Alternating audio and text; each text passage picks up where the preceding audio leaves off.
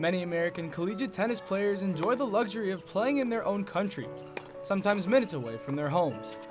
However, some athletes put everything on the line by leaving home in order to enhance their playing ability.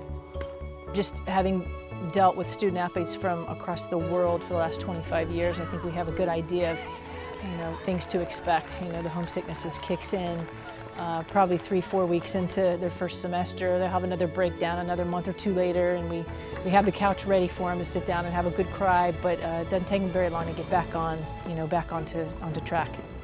While some foreign athletes enter the United States right when they start college, others have the advantage of coming during high school, adapting easier to the life of a Division I student athlete.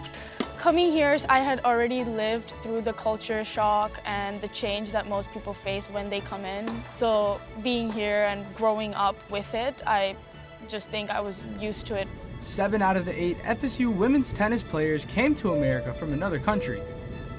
The opportunities and experiences offered here are something they might not have had back home. For me, it was really different because it's so loud here. Like, everyone is screaming, cheering, so that was a really big switch for me, because at home, like at tournaments, everything is like super quiet, no one really watches you, and here it's like totally the opposite, but it's super cool. I really want to be a part of the values that Florida State stands for in their athletic department, and I felt like I could really see myself growing and improving as an athlete here and as a person, even off the court. It was an easy decision for me. So. This trend is not happening at FSU alone. Many teams have seen success with players who were born outside of the country and continue to recruit players that best fit their program. People from different parts of the world play different styles. Europeans play more of a grind game, and we have lots of Europeans. So I think just them coming to the US and having the opportunity to study and play the game, it's just brought a lot of different game styles to college tennis.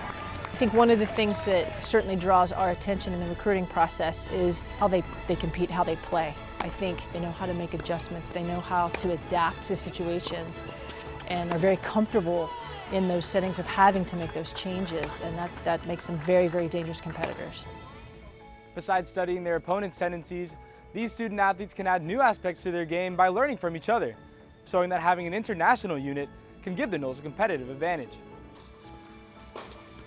I'm not very surprised when I play other players from different teams, because we have every single game style on our team. So if I need to practice something that I'm not good at, I can just pick a player from our team and practice against them and make myself better. I feel like playing doubles especially, there's a lot that you can learn and kind of see how they visualize different points and how they take an approach to different situations.